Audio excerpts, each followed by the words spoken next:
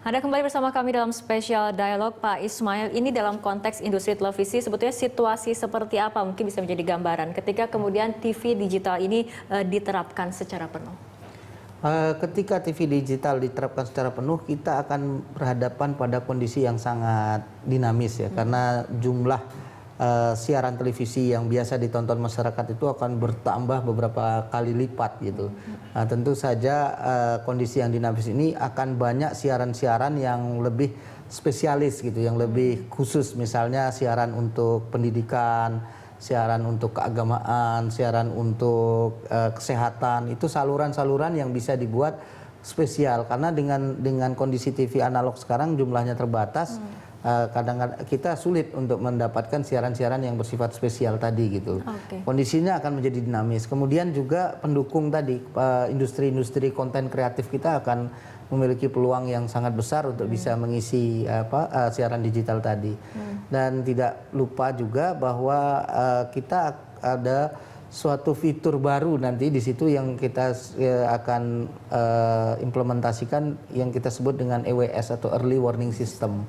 Nah, fitur ini menarik karena nanti di setiap TV digital itu diberikan kewajiban untuk bisa memberikan info kepada masyarakat apabila terjadi suatu kondisi keadaan bahaya gitu, bencana alam dan sebagainya. Itu dengan TV digital ini masyarakat akan bisa mendapatkan informasi itu dengan lebih cepat gitu. Ini salah satu kemudian keunggulan yang ditawarkan oleh TV digital di Indonesia. Betul. Seperti itu. Yeah. Oke, ini mengenai tadi wilayah layanan. Untuk di Indonesia ada 6 wilayah layanan. Sebetulnya untuk setiap wilayah layanan ini apakah kemudian kanalnya akan sama atau berbeda-beda seperti itu yang didapatkan oleh para pelanggan? Ya, pada prinsipnya kita membuka kanal yang sama. Namun respon dari penyelenggara siaran mungkin saja berbeda. Tentu kalau di Jakarta atau daerah-daerah di kota besar, kami mendapat indikasi bahwa calon-calon penyelenggara siaran TV digital ini cukup banyak peminatnya. Nah, sementara di daerah-daerah yang relatif penduduknya atau populasinya lebih sedikit daripada daerah Jawa atau Jakarta, kota-kota besar, tentu penyelenggara TV siaran TV digital ini mungkin akan lebih sedikit. Tapi secara prinsip, secara teknis itu sama.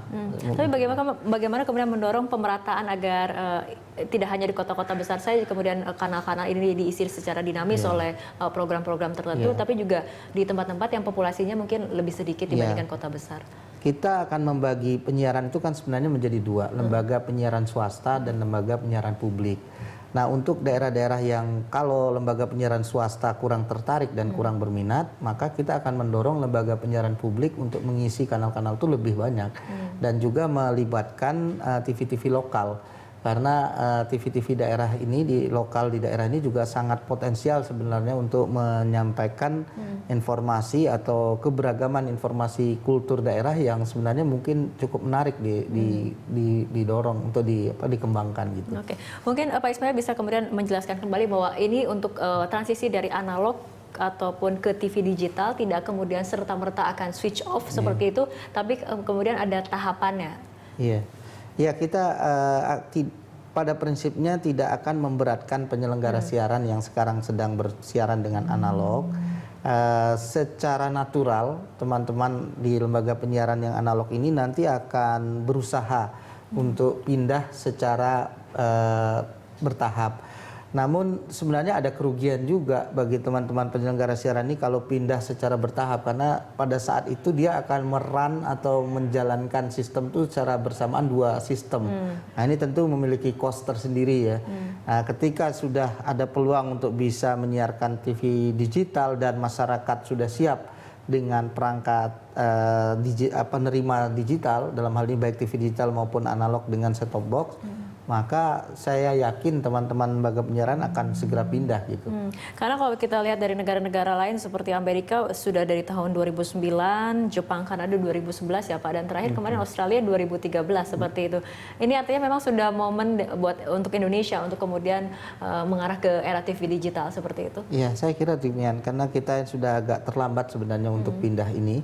Dan yang kita khawatirkan juga sistem atau perangkat-perangkat pendukung dari TV analog ini belum tentu akan diproduksi terus oleh para vendor perangkat gitu.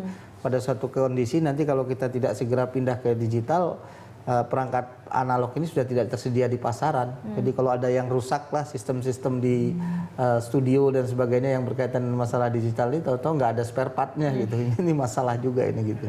Oke, tapi kemudian untuk warga sendiri ataupun untuk masyarakat ini TV tidak harus berganti TV seperti itu kan ya Pak? Ada kemudian ada yang dinamakan set-top box tadi seperti itu. Mungkin dijelaskan secara singkat. Baik, jadi masyarakat itu diberi kesempatan untuk bagi yang masyarakat yang hanya memiliki TV analog, maka dia akan memberi kesempatan untuk mendapatkan set-top box. Sebenarnya kami itu sudah mendapatkan komitmen dari calon penyelenggara digital itu kurang lebih sekitar 8 juta set-top box yang siap untuk dibagi, untuk